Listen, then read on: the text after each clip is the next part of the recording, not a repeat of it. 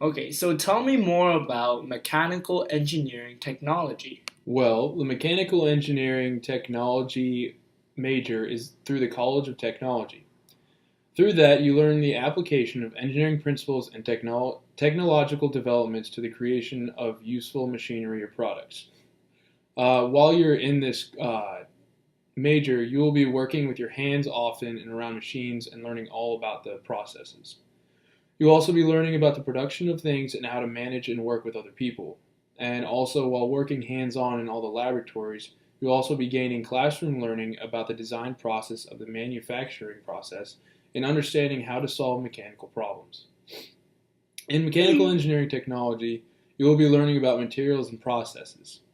This is the introduction course to the MET program that teaches you about the principles of engineering and applying them to processing properties, structures, materials, polymers, and laminates. Also, you'll be learning about computational and analysis tools. In this, you'll be using analytical and computational problem solving techniques that are used to solve tech problems. Also, design thinking and technology. This is a creative way to apply yourself to problems and come up with your own solutions.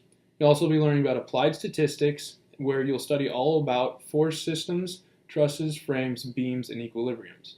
Also, you'll be learning about applied strength of materials, where you'll learn to apply principles of strength, stiffness, and stability to mechanical components. Also, you'll be learning about dynamics, which in this you'll learn about kinematics and kinetic principles. You'll also be learning about heat and power, and you learn about thermodynamics and heat transfer in this. You'll also be learning about fluid power, and you learn about fluid statistics and dynamics applied to hydraulic, pneumatic pumps, and motors. Also, you'll be learning about the introduction to industrial controls. In this, you'll be learning about common industrial control devices, and also you'll be learning about production design and specifications. In this, you learn about the design, evaluation, and documentation of engineering specifications required of assembly. Also, machine elements like statistics, dynamics, and strength of materials that are applied to the selection of basic machine components. You'll also be learning about manufacturing systems, where you'll be learning about the process of making and finishing products.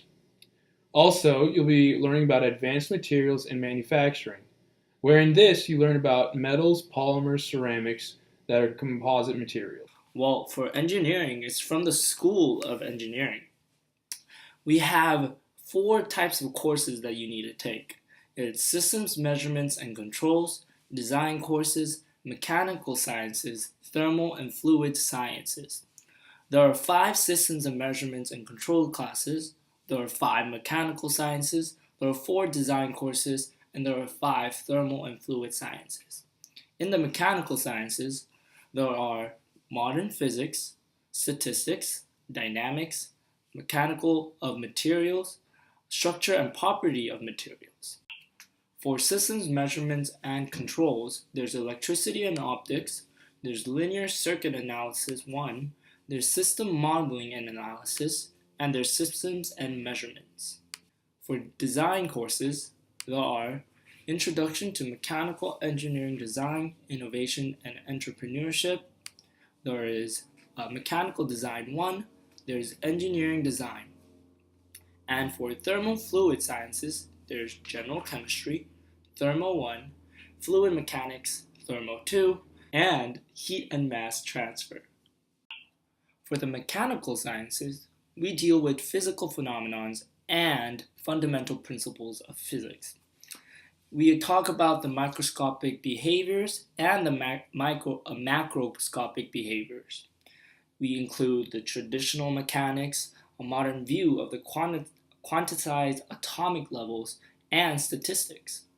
There's a lot of thermal involved for mechanics. For systems and measurements and controls, we deal mostly with electricity, such as the current, circuits, magnet induction, electromagnetic waves, and such, light and optics. And because these are mostly concepts that you can't physically deal with, there's a lot of complex physical phenomena that you deal with theoretically. For design courses, we usually sharpen our skills such as leadership, teamwork, and communication. It has a lot to do with planning and a lot to do with teamwork and engineering design. You'll be surprised to know that a lot of people who don't take this course won't be able to succeed as a future engineer. It's the basis and the fundamental needs for a mechanical engineering student. For thermal and fluid sciences, we basically learn about energy, fuels, and chemical bases of biochemical processes.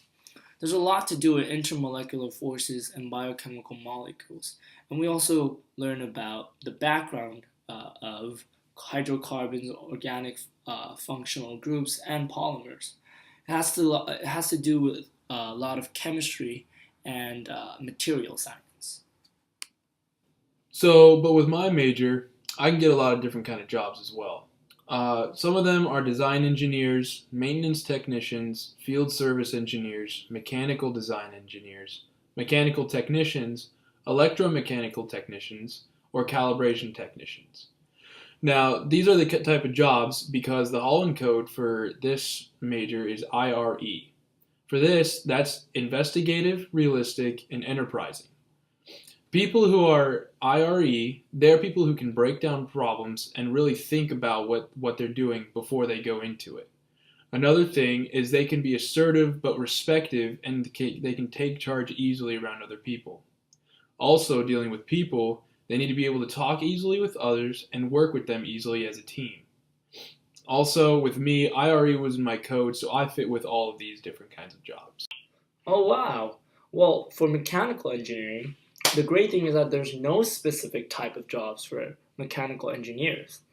The reason is because there's so many job opportunities that you can choose from, such as the aerospace industry, automotive industry, chemical industry, construction industry, the defense industry, electronics industry, fast-moving consumer goods industry, the marine industry, the materials and metals industry, the pharmaceuticals industry, the rail industry, and even the utilities industry. The code for mechanical engineering is RIS. That's realistic, investigative, and social. Realistic people are assertive and competitive, so it really makes for the mechanical engineers. Investigative, because engineers like to think and observe, they like to go through a problem. For social, engineers need people that can work in a team. They have to see close relationships in order to work with others. My code was EIS, and so other than the E, which is enterprising, my INS is similar to RIS, so I think I'll be a good fit for a mechanical engineer. So for my plan of study, I have to take MA 16010, which satisfies my quantitative reasoning for core. I also have to take physics 2200 and 22100, and this satisfies science. I also have to take my Tech 120 class, and this satisfies my informational literacy and society core. I do not have to take any foreign language, and there's no free elective credits available. Well, do you know what the CODA requirements are? Well, there's two of them. One, you have to have a 2.5 GPA, and the other, you have to attend a CODO meeting before you can actually CODO into the major. Wait, that's it? Yep. Oh, I see. For mechanical engineering, you need math for Calculus 1, Analytic Geometry, and Calc 1. That's MA 165. You also need Chemistry 115, which counts as your science, Com 114, that counts as your communications, English 106, that counts as your written, and Physics 172, that counts as your second science. Okay. So what about your CODO requirements? I actually have 3 credits of free elective. Now, for the CODA requirements for mechanical engineering, you have to attend the meeting, just like you do, at least once for the semester that you want to CODA. And you also have to complete the required courses that I talked about earlier with a C- or better. You also need at least 3.2 GPA of CODO GPA. For CODO GPA, it's actually just for the math courses and for the science courses and the engineering courses. It's only the GPA that are accounted for those. What's up, Riley? This is a school of engineering. As you can see, the rooms over there, we have enough research material to have a good mechanical engineering experience. Do you have it? Okay, your Hall of Engineering is pretty cool. It's got some nice things in it. But look at all the awards we've received in the Hall of Technology. Ours is obviously way better.